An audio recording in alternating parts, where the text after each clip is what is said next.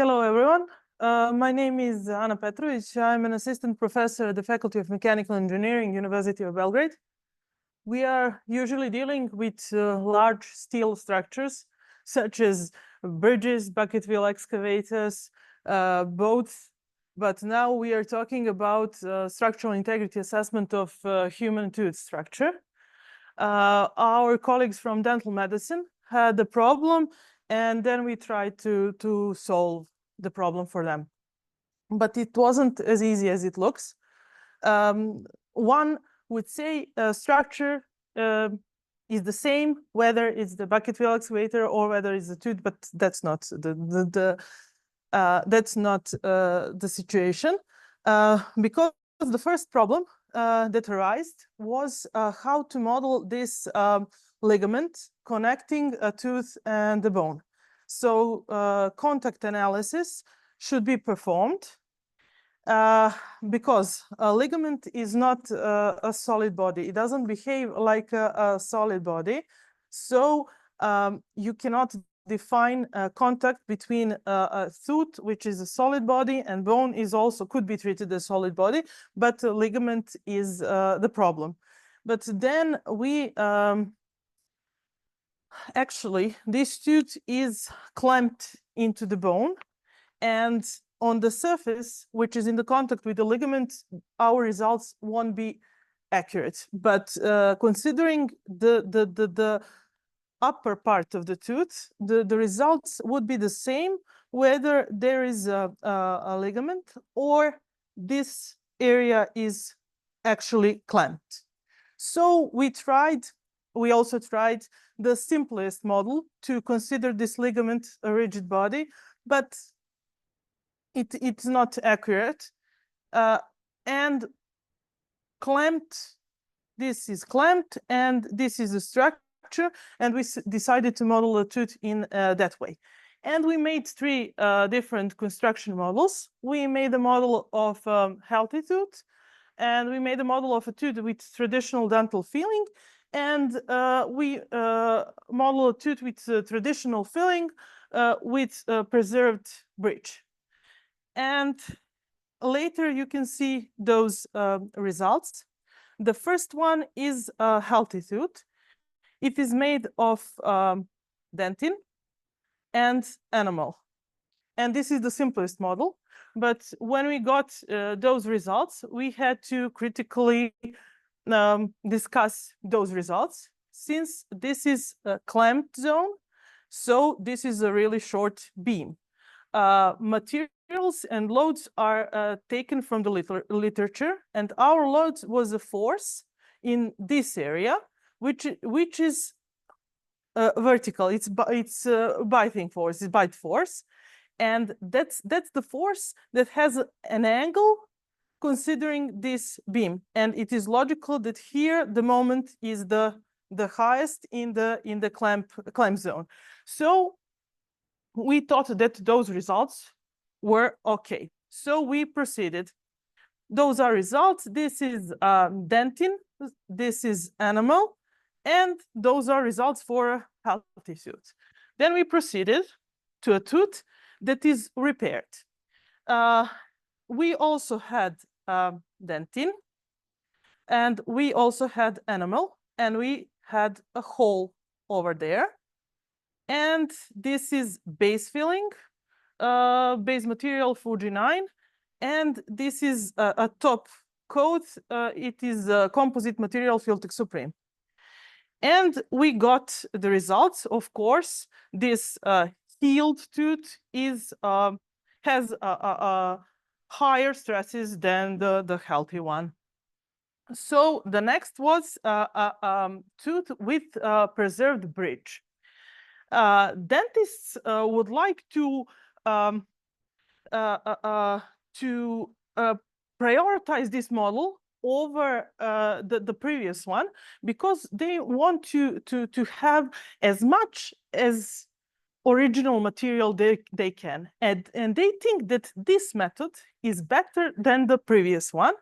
And this method includes leaving this hole in dentin. This is enamel. And this is now base material, and this is composite Filtek Supreme. And they think this one is better, but we proved that this one has higher stress level than the previous one. So it looks like that this one is worse than the previous one. But I'm not here to show you those color pictures. I'm here to assess integrity of those three structures practically.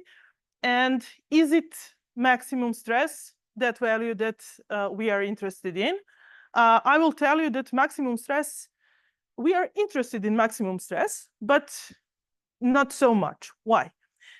Traditional approach in structural integrity assessment says this: calculate maximum stress, compare it to the yield stress, and assess is it structure failed or not failed. That means that the structure that has a low level of stress in all the zones and a high level of the stress in just one zone, and the structure that has high level in all the zones are both the same, because both are labeled as not failed, but they are not the same. And we have approach that describes construction structure with just one number, that is probability of failure. So we would use stresses like random variables, treat them as random variables in all the zones possible. We will include the zones with maximum level stresses, but we will include constructionally significant parts that doesn't have high level of stress. And we will form a histogram. We will perform reliability, probability of failure assessment. We will make a histogram, and we will calculate probability density functions for all the structures, and then we will compare it to capacity of that material. Capacity is practically yield stress that has some distribution.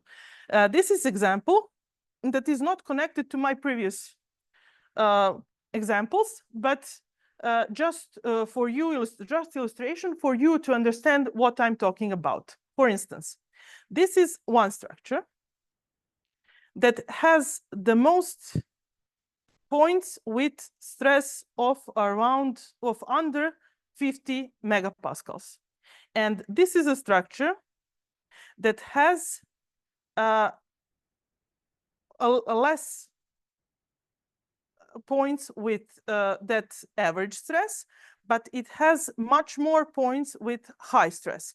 So I compare this one to this one using probability of failure.